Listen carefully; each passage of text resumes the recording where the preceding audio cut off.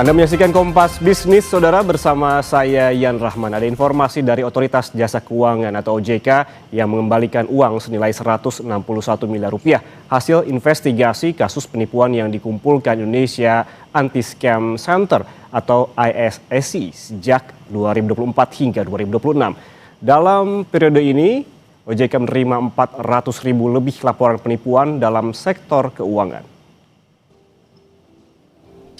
Uang total senilai 161 miliar rupiah hasil investigasi penipuan sektor keuangan dikembalikan oleh Otoritas Jasa Keuangan OJK kepada korban melalui Indonesia Anti-Scam Center atau IASC di Jakarta Rabu pekan lalu. Uang ratusan miliar ini merupakan hasil dari investigasi yang diterima IASC sejak 2024 hingga 2026. Kepala Eksekutif Pengawas Perilaku Usaha Jasa Keuangan, Edukasi dan Pelindungan Konsumen OJK, Frederika Widiasari Dewi, menyebut penipuan keuangan kini telah berkembang menjadi jaringan lintas negara yang kompleks dan tidak mengenal latar belakang korban. Frederika menjelaskan, IASC berhasil memblokir hampir 400 ribu rekening yang terindikasi kasus penipuan. Ini Mbak lihat ya, yang orang lapornya cepat bisa dananya dikembalikan 100%. Namun kalau lama ya itu udah kemana-mana, karena itu nggak cuma muter-muter di sektor perbankan, tapi masuk ke sistem pembayaran, masuk ke misalnya dia belanja online, masuk ke kripto dan lain-lain. Itu juga sesuatu yang kecepatan orang melapor itu sangat penting. Nah, hasil kerjasama dari bapak-bapak ibu yang ada di sini, sebetulnya dana yang bisa kita blokir adalah 400 miliar rupiah. Namun hari ini yang bisa kita kembalikan clean and clear 161. Nanti ke depan kita akan kejar yang 240-nya untuk bisa kita kembalikan juga kepada masyarakat. Sementara, Ketua Dewan Komisioner OJK, Mahendra Siregar, menyebut maraknya kejahatan penipuan merupakan dampak dari pesatnya digitalisasi di sektor keuangan. Mahendra juga meminta masyarakat tidak perlu takut untuk melapor bila menjadi korban penipuan. Tidak usah malu, tidak usah sungkan, itu uang kita, uang Bapak Ibu. Dan kalau ada yang menyalahkan Bapak Ibu kenapa teledor, kenapa begini, ya yang menyalahkan itu jelas nggak mengerti persoalan. Itu seperti orang rumahnya kemalingan, Pak. Masa yang kemalingan disalahkan? Gitu. Udah jelasnya salah malingnya. Masa mau disalahkan lagi? Kenapa pagarnya nggak 5 meter gitu? Kenapa nggak pakai kawat berduri? Udah kena musibah malah dimarahin. Kedepan, untuk memperkuat sistem penanganan penipuan sektor keuangan, OJK berencana membentuk National Fraud Portal yang dibarengi dengan perluasan kolaborasi lintas sektor termasuk dari sisi kripto. Niko Anggriawan, Samzari, Kompas TV, Jakarta. Pada rapat bersama Komisi 11 DPR RI Kamis pekan lalu, Ketua Dewan Komisioner Otoritas Jasa Keuangan atau OJK, Mahendra Siregar, menjelaskan bahwa warga negara Indonesia yang bekerja sebagai scammer di Kamboja bukanlah korban tindak pidana perdagangan orang. Mahendra bilang WNI yang bekerja di markas online scam adalah pelaku kriminal. Kalau saya agak kurang sepakat sepenuhnya mereka dianggap sebagai korban dari perdagangan orang atau manusia. Mereka ini scammer. Jadi mereka ini kriminal. Ya, tapi mereka menjadi bagian yang melakukan operasi untuk scamming. Kalau mesti dibuktikan. Nah, tetapi kalau orang-orang yang serupa itu dikembalikan ke China, namanya ekstradisi. Bukan pemulangan, ekstradisi. Karena kemudian akan dihukum di China. Nah, supaya kita juga dalam proporsi yang tepat. Sebab kadang-kadang kita keliru. Malah sempat ada terkesan mereka kembali dan disambut sebagai pahlawan. Dan korban. Padahal mereka scammer. Jadi itu apakah dengan kesadaran atau tidak, buktinya ya itu. Ya. Ya, itu bagian dari operasi di sananya, tapi apa yang mereka lakukan sebagai pekerjaan adalah itu. Jadi ini mohon juga dalam perspektif yang sama, tapi memang tidak bisa dihukum tanpa proses peradilan dan sebagainya. Tapi keberadaan mereka di sana adalah demikian. Ini sekedar perspektif untuk bisa melihat kondisi dengan lebih jelas. Kalau pekerja migran yang ditipu, nah itu korban. Nah, kalau itu kami bekerja sama dengan pihak BPPMI ya, BP2PMI dan Kemenaker.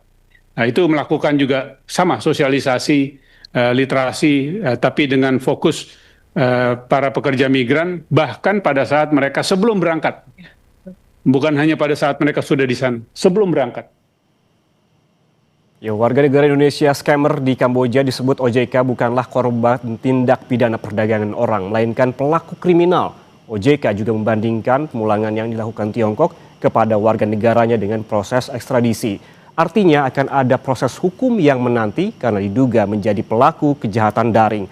Lalu bagaimana dengan Indonesia? Seperti apa seharusnya pemerintah menangani WNI yang menjadi scammer di Kamboja dan bagaimana fokus pemerintah terhadap banyaknya korban scam? Kita bahas bersama Pratama Dahlian Persada, yaitu Chairman Communication and Information System Security Research Center. Pak Pratama, selamat pagi. Pagi, Mas Yan. Pak Pratama, tadi kita sempat mendengarkan keterangan dari OJK. Apakah Anda sependapat dengan OJK yang bilang bahwa WNI scammer di Kamboja bukanlah korban TPPO, melainkan pelaku kriminal? Ya, begini, kalau menurut saya apa yang disampaikan Ketua OJK tadi ada benarnya juga. Kalau dari saya sebenarnya saya membagi ada 3, Mas Yan. Yang pertama adalah korban murni TPPO ya gitu. Dia direkrut oleh agen-agen itu dengan ditipu, dipaksa, disekap, disiksa, paspornya ditahan, tidak tahu akan jadi scammer gitu. Sehingga ini benar-benar jadi korban. Itu ada tuh tipe korban murni TPPO. Yang kedua, korban tapi kemudian menjadi pelaku. Awalnya ditipu nih, tapi setelah masuk ke sistem ternyata ikut aktif menipu, kemudian ada target, ada tekanan, tapi kemudian ada bonus dan lain-lain begitu sehingga secara hukum nih bisa masuk ke wilayah abu-abu, bisa jadi victim offender. Nah, yang ketiga ini pelaku yang sadar, Mas Yan. Mereka menjadi voluntary cyber criminal. Mereka datang dengan niat kerja, kemudian mereka tahu kerjanya di bidang scam dan judi online gitu. Mereka tahu job description-nya, mereka tahu targetnya, dan mereka tahu itu kejahatan gitu. Nah, ini yang bukan korban TPPO. Ini transnational cyber criminal gitu, bahwa nggak bisa dipukul rata itu menyederhanakan bahwa semuanya korban. Salah kalau kayak gitu. Artinya ini ada kemungkinan kejahatan ekonomi terorganisasi lintas negara, Mas Yan. Gitu. Oke, kalau kita dengarkan tadi, menurut Pratama terkait dengan klasifikasi korban-korban ini jangan di-generalisasi begitu. Artinya apa ini? Apakah artinya langkah yang harus dilakukan pemerintah adalah pembuktian terlebih dahulu jika memang WNI tersebut diminta jadi scammer tanpa paksaan dan juga siksaan? Ya, betul. Jadi pemerintah harus melakukan pendekatan ya, forensik, kemudian intelijen dan hukum. Jadi bukan hanya narasi kemanusiaan ya, sih emang keren sih. Oh ya ini kita lindungi, kita pulangkan. Tapi nggak kayak gitu. Kita harus melakukan pendalaman dulu. Yang pertama melakukan digital forensik ya, profiling gitu. Bagaimana riwayat komunikasinya? Mereka pasti pakai Telegram, pakai WhatsApp, pakai WeChat, pakai Line dan lain-lain. Kemudian script scam yang mereka pakai, kemudian akun untuk wallet kriptonya gitu. Mereka biasanya punya tuh kalau di luar negeri itu. Kemudian mereka punya login untuk ke dashboardnya scam centernya mereka gitu. Kemudian bagaimana struktur komandonya dan lain-lain. Itu bisa ditemukan tuh. Nah, kalau itu ditemukan misalkan target hariannya berapa, komisinya berapa, kemudian dia rankingnya berapa gitu, bonusnya dia dapat berapa. Nah, itu bukti aktif dia sebagai pelaku gitu. Atau kita juga bisa menggunakan sebagai behavioral interview analysis gitu. Jadi bagaimana kita bisa melakukan interogasi gitu ya. Apakah dia tahu modus sejak awal? Apakah dia paham targetnya? Apakah dia punya opsi untuk misalkan keluar tapi dia nggak mau gitu. Nah, orang yang biasanya benar-benar korban ya, dia nggak akan ngerti itu skema besar itu seperti apa gitu. Dan orang pasti akan trauma, dia nggak akan menguasai sistem teknis gitu. Nah, itu bisa cek sebenarnya. Dan yang penting ini Mas Ian adalah follow the money gitu. Di tracing aliran dananya, siapa yang terima komisinya, dia terima komisi apa enggak, siapa yang mengatur mule account di Indonesia, karena pasti agen-agen yang merekrut mereka itu di Indonesia pasti itu megang duitnya mereka juga gitu. Siapa koordinator perekrutan di kampung halamannya gitu. Nah, ini nanti akan membedakan tuh mana yang sebenarnya korban, mana yang tidak korban gitu. Nah, oleh karena itu pemerintah harus melakukan cara ini gitu untuk bisa melakukan profiling mana yang korban, mana yang tidak korban gitu. Jadi ada beberapa kebijakan yang mungkin bisa dilakukan oleh pemerintah kita ya gitu. Bukan langsung melakukan pemulangan massal secara polos gitu. Menurut saya sih enggak ya. Kita harus bisa mengklasifikasikan korban yang benar-benar murni TPPO gitu ya. Kemudian korban mana yang antar setengah-tengahnya atau korban yang memang dia pelaku gitu, iya kan?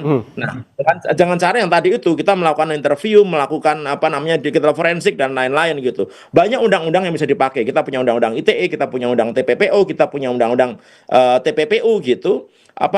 Yang ini bisa digunakan untuk menjerat mereka yang benar-benar menjadi pelaku gitu. Dan yang paling penting kalau menurut saya, Mas Ian ya gitu, kita harus bisa menjadikan mereka itu sumber intelijen struktur sindikatnya. Ini pasti sindikat nih gitu. Kita harus tahu perekrutnya di Indonesia itu siapa saja.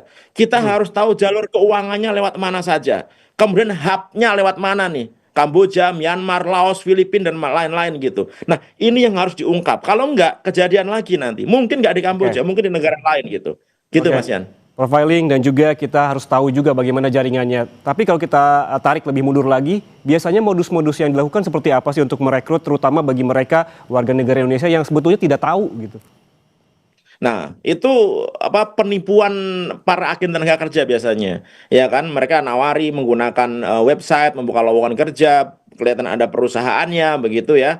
Mereka nanti akan kerja di perkantoran, mereka akan kerja di restoran, mereka akan kerja dimanapun gitu yang sebenarnya legal gitu. Sehingga banyak orang di Indonesia ini susah nyari kerja kan, akhirnya mereka tergiur untuk melamar gitu. Tidak dibutuhkan skill yang macam-macam. Nah, itu yang patut dicurigai itu. Ketika kita kerja di luar negeri tidak dibutuhkan skill apapun gitu. Nah, begitu mereka nyampe ke sana lewat hubnya, kemudian mulailah itu kalau mereka korban beneran ya, disita pasportnya, kemudian dia dilarikan ke tempat yang bukan seharusnya dan lain-lain. Gitu, Mas.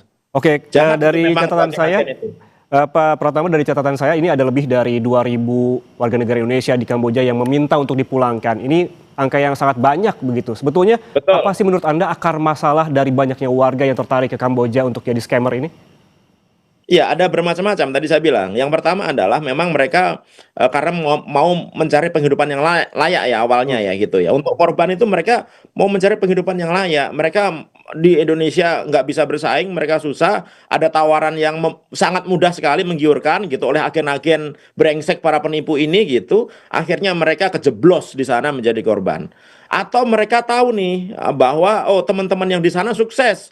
Gajinya kan suka pamer-pamer tuh mereka tuh. Ada beberapa yang suka pamer-pamer. Gajinya sebulan 25 juta gitu. Mereka dapat bonus ini, bonus itu gitu. Nah, orang-orang yang menjadi teman gitu atau melihat itu jadi tertarik gitu. Gimana sih caranya gitu. Dan mereka dengan sukarela gitu ya. Mereka datang, mereka mau melamar, mereka mau bekerja gitu. Dan mereka sebenarnya tahu bahwa kerjanya itu di industri scam yang memang duitnya sangat banyak sekali begitu. Nah, yang jadi masalah adalah ada beberapa orang yang bilang, oh kan korbannya orang Cina, korbannya orang Korea dan lain-lain gini. Gini Mas Ian, orang sindikat internasional itu merekrut orang Indonesia gitu. Mereka bukan hanya dijadikan operator komputer, enggak. Mereka juga dijadikan scammer gitu. Nah, siapa yang ditipu gitu? Kayaknya nggak mungkin orang Indonesia itu nipu orang Cina yang mereka pakai bahasa Cina gitu. Atau orang pasarnya Indonesia juga. Ya pasti korbannya untuk Indonesia. Jadi para sindikat scammer internasional itu merekrut orang Indonesia untuk menjadi scam bagi orang Indonesia. Makanya jahat. Pelaku melakukan scam terhadap rakyatnya sendiri itu jahatnya minta ampun gitu. Sehingga jangan diperlakukan mereka semuanya menjadi korban. Ada yang jadi korban, ada yang memang abu-abu, ada yang memang mereka pelaku gitu. Jadi jangan digebiah-uyah istilahnya, jangan disamaratakan bahwa mereka itu korban. Zolim kita kalau melakukan itu. Kalau kita juga dengarkan tadi keterangan dari OJK soal ekstradisi begitu yang dilakukan oleh Tiongkok. Ini apakah Indonesia perlu juga meniru Tiongkok yang memulangkan warganya yang menjadi scammer dengan cara ekstradisi? Namun tahan dulu jawabannya, sesaat lagi kembali tetaplah bersama kami di Kompas Bisnis.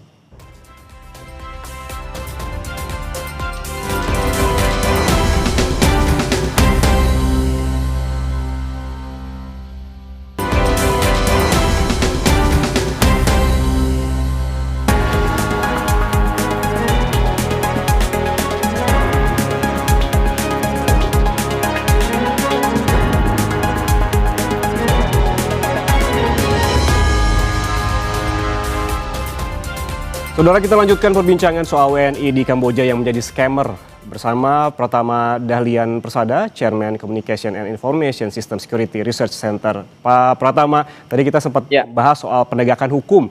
Ini apakah pemerintah perlu meniru Tiongkok yang memulangkan warganya yang menjadi scammer dengan cara ekstradisi, tentunya setelah memegang bukti-bukti valid yang sempat kita bahas sebelumnya?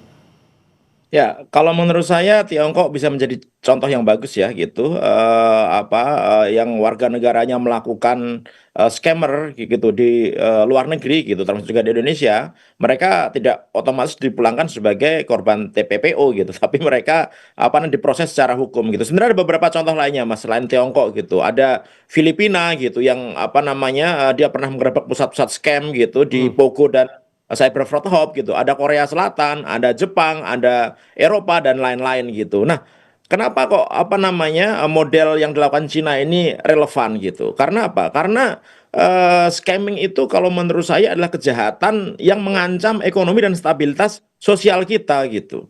Dan mereka itu harus tunduk kepada hukum negara Indonesia karena mereka orang Indonesia gitu. Jadi mereka bisa dipulangkan melalui ekstradisi gitu, mekanisme ekstradisi gitu, atau deportasi khusus gitu ya gitu.